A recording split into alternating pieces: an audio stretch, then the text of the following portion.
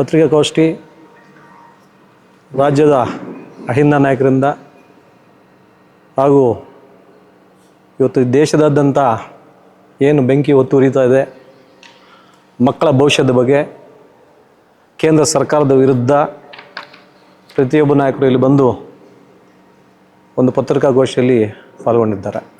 ಈ ಪತ್ರಿಕಾಗೋಷ್ಠಿ ಬಂದಿರತಕ್ಕಂಥ ನಮ್ಮ ರಾಜ್ಯ ಅಹಿಂದ ನಾಯಕರಾದ ಅಶೋಕಣ್ಣವರೇ, ವೆಂಕಟರಮಣ್ಣವರೇ, OBC ಅಧ್ಯಕ್ಷರಾದಂಥ ವೆಂಕಟೇಶ್ ಗೌಡ್ರೆ, ಬ್ಲಾಕ್ ಅಧ್ಯಕ್ಷರಾಗಿರ್ತಂಥ ನಮ್ಮ ಅಮರಣ್ಣವರೇ, ಅಹಿಂದ ನಾಯಕರಾಗಿರ್ತ ನಮ್ಮ ರಾಜೂರವರೇ, ವೆಂಕಟರೆಡ್ಡಿ ಅವರೇ, ಮಂಜುನಾಥ್ ಅವರೇ, ಚಲಪತಿ ಅವರೇ, ಮುಜಾಹಿದ್ ಅವರೇ ಹಾಗೂ ಎಲ್ಲ ಪತ್ರಿಕಾ ಮಿತ್ರರೇ,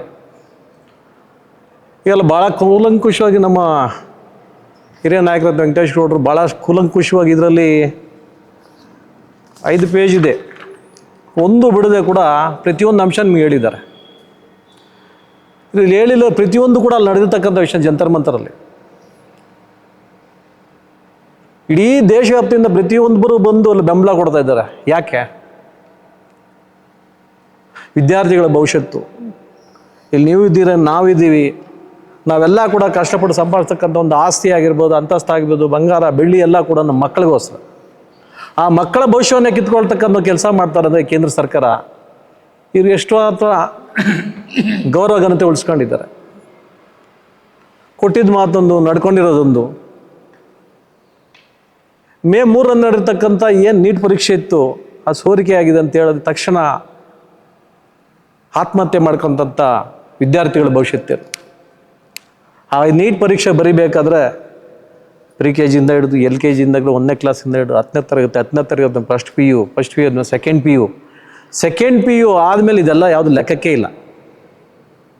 ನೀನು ಏನು ನೀಟ್ ಎಕ್ಸಾಮ್ ಬರೀತೀಯ, 720 ಮಾರ್ಕ್ಸ್ಗೆ ಏನು ನೀಟ್ ಎಕ್ಸಾಮ್ ಬರೀತೀಯ, ಅದ್ರಲ್ಲಿ 450, 500, 700ವರೆಗೂ ನೀವು ಬರೆದಂಥ ವ್ಯಕ್ತಿ ಒಬ್ಬರಿಗೆ ಮಾತ್ರ ಅವಕಾಶ ಸಿಗುತ್ತೆ.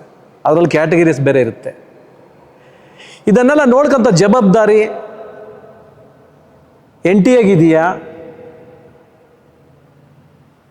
ಅಥವಾ ನಮ್ಮ ಕೇಂದ್ರ ಶಿಕ್ಷಣ ಸಚಿವರಾಗಿರ್ತಕ್ಕಂಥ ಧರ್ಮೇಂದ್ರ ಪ್ರಧಾನ್ ಅವ್ರಿಗೆ ಇದೆಯಾ ಅಥವಾ ಈ ದೇಶದ ರಕ್ಷಣೆ ಕೊಡದಿರ್ತಕ್ಕಂಥ ನಮ್ಮ ಅಮಿತ್ ಶಾ ಅವರು ಇವತ್ತೇನಲ್ಲಿ ಇಷ್ಟೆಲ್ಲ ರದ್ದಾಂತ ಆದರೂ ಕೂಡ ಅವ್ರ ಮೇಲೆ ಅಶ್ವಾಯು ಯೂಸ್ ಮಾಡಿಸಿ, ಲಾಠಿ ಚಾರ್ಜ್ ಮಾಡಿಸಿ, ಹೆಣ್ಣು ಮಕ್ಕಳ ಮೇಲೆ ಗುಪ್ತಾಂಗಗಳೆಲ್ಲ ಲಾಠಿಯನ್ನು ಹೊಡೆದು ಎಷ್ಟು ರದ್ದಾಂತ ಮಾಡ್ತಾ ಇದ್ದೀರಾ ನೀವು? ನಿಮಗೆ ಕನಿಕರ ಇಲ್ವಾ ವಿದ್ಯಾರ್ಥಿಗಳ ಮೇಲೆ? ಈ ದೇಶದ ಭವಿಷ್ಯತ್ ವಿದ್ಯಾರ್ಥಿಗಳ್ರಿ, ಈ ದೇಶದ ಆಸ್ತಿ ವಿದ್ಯಾರ್ಥಿಗಳು, ಇವ್ರಿಗೆಲ್ಲ ಇಷ್ಟೆಲ್ಲ ಮನಸ್ಸು ಇಷ್ಟು ನೋಯಿಸ್ತಾ ಇದ್ದೀರಲ್ಲ ನೀವು. ಯಾಕೆ? ಏನು ಪಾಪ ಮಾಡೋದು? ಮನ್ ಕಿ ಬಾತ್ ಅಂತೇಳಿ ಇಡೀ ದೇಶದ ವಿದ್ಯಾರ್ಥಿಗಳೆಲ್ಲ ನಿಮ್ಮನ್ನು ಎತ್ತಿ ಹಿಡಿದ್ರು, ಕೈ ಹಿಡಿದ್ರು. ಸತತ 3ನೇ ಬಾರಿ ಪ್ರಧಾನ ಮಾಡಿದ್ದಕ್ಕೆ ನೀವು ಕೊಟ್ಟಿರ್ತಕ್ಕಂಥ ಗೌರವ ಘನತೆ ಇದೊಂದೇ. ಇದೆಷ್ಟು ಮಾತ್ರ ಸರಿ, ಎಷ್ಟು ಮಾತ್ರ ನ್ಯಾಯ BJP ನಾಯಕರಿಗೆ?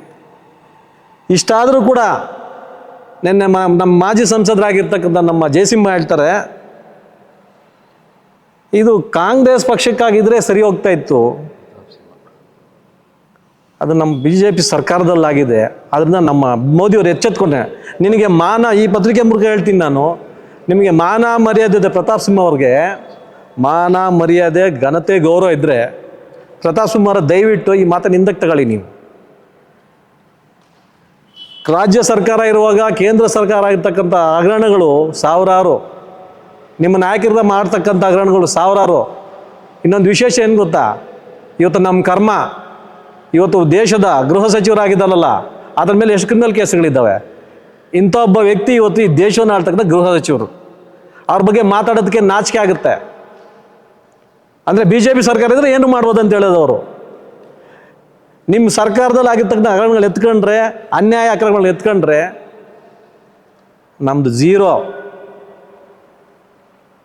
ನಮ್ಮ ಸರ್ಕಾರ ಏನು ಮಾಡಿದೆ, ನಮ್ಮ ಕಾಂಗ್ರೆಸ್ ಪಕ್ಷ ಏನು ಮಾಡಿದೆ, ಸತತ 130 ವರ್ಷಗಳ ಇತಿಹಾಸ ಉಳ್ಳತಕ್ಕಂಥ ಕಾಂಗ್ರೆಸ್ ಪಕ್ಷ ಇವತ್ತು ಹೆಂಗೆ ನಡ್ಕೊಂತ ಇದನ್ನು ನಮ್ಮನ್ನು ನೋಡಿ ನೀವು ಕಲಿಬೇಕು.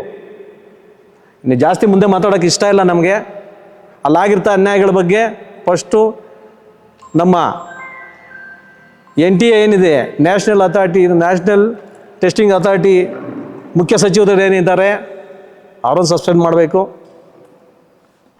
ಪ್ರಧಾನ ಕಾರ್ಯದರ್ಶಿಯನ್ನು ಸಸ್ಪೆಂಡ್ ಮಾಡಿದ್ದಾರೆ ಕಾಟಾಚಾರಕ್ಕೆ, ಅದಾಗಬಾರ್ದು.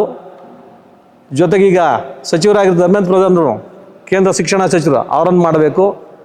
ಇನ್ನು ರಕ್ಷಣೆ ಕೊಡೋದ್ರಲ್ಲಿ ವಿಫಲರಾಗಿರ್ತಕ್ಕಂಥ ನಮ್ಮ ಅಮಿತ್ ಶಾ ಅವರನ್ನು ಮೊಟ್ಟ ಮೊದಲಿಗೆ ಅವರನ್ನು ಈ ದೇಶದನ್ನೇ ಬಹಿಷ್ಕಾರ ಮಾಡಬೇಕು. ಅವ್ರ ಮೇಲೆ ಇರ್ತಕ್ಕಂಥ ಕೇಸ್ಗಳಿಗೆ ನಾವು ಹೇಳೋಕ್ಕೆ ಇಷ್ಟಪಡಲ್ಲ, ಅದು ಪ್ರತಿಯೊಬ್ಬರಿಗೂ ಗೊತ್ತು ಇವತ್ತು ಏನು ಮಾಡ್ತಾ ಇದ್ದಾರಂತೆ. ಇದೆಲ್ಲ ಇವತ್ತು ಮಾತಾಡಬೇಕು, ನಮ್ಮ ನಾಯಕರೆಲ್ಲ ಮಾತಾಡಬೇಕು. ಇನ್ನೂ ಕೆಲವರು ನಾಯಕರು ಬರಬೇಕಾಗಿತ್ತು, ಬರಲಿಲ್ಲ. ಸೊ ಹಾಗಾಗಿ ಮುಂದೆ ಬರ್ತಕ್ಕಂಥ ದಿನಗಳಲ್ಲಿ ನಾವು ಕೂಡ ಎಲ್ಲ ಇವತ್ತು ಏನು ಅವರು ನಿರ್ಧಾರ ತಗೊಳ್ತಾರೆ, ನಮ್ಮ ಹೈಕಮಾಂಡ್ ಕಾಂಗ್ರೆಸ್ ಪಕ್ಷದ ಸೋನಿಯಾ ಗಾಂಧಿ ಅಮ್ಮವರು ಹಾಗೂ ಮಲ್ಲಿಕಾರ್ಜುನ ಸಾಹೇಬರು, ರಾಹುಲ್ ಗಾಂಧಿಯವರು, ನಮ್ಮ ಇಲ್ಲಿನ ಮುಖ್ಯಮಂತ್ರಿಗಳಾಗಿರ್ತಕ್ಕಂಥ ಡಿ ಕೆ ಶಿವಕುಮಾರ್ ಸಾಹೇಬರು, ಅವರ ಆದೇಶದ ಮೇರೆಗೆ ನಾವು ಮುಂದಿನ ದಿನಗಳಲ್ಲಿ ಇಲ್ಲೂ ಕೂಡ ಹೋರಾಟ ಮಾಡೋದಕ್ಕೆ ಎಲ್ಲ ಸಿದ್ಧತೆ ಮಾಡ್ಕೊತಾ ಇದ್ದೀವಿ. ಈಗಾಗಲೇ ಕೋಲಾರಲ್ಲಿ ದೊಡ್ಡದಾಗಿ ಬೃಹತ್ ಪ್ರತಿಭಟನೆ ಮಾಡಿದ್ದಾರೆ. ಇಲ್ಲೂ ಕೂಡ ನಾವು ಅದನ್ನು ಮಾಡಲೇ ಮಾಡ್ತೀವಿ, ನ್ಯಾಯ ಸಿಗೋವರೆಗೂ ನಾವು ಮಾಡ್ತೀವಿ ಅಂತೇಳಿ ಈ ಪತ್ರಿಕೆ ಮೂಲಕ ತಮ್ಮಲ್ಲಿ ನಾನು ಎರಡು ಮಾತಾಡೋದಕ್ಕೆ ಇಷ್ಟಪಡ್ತೀನಿ. ಜೈ ಹಿಂದ್, ಜೈ ಭೀಮ್.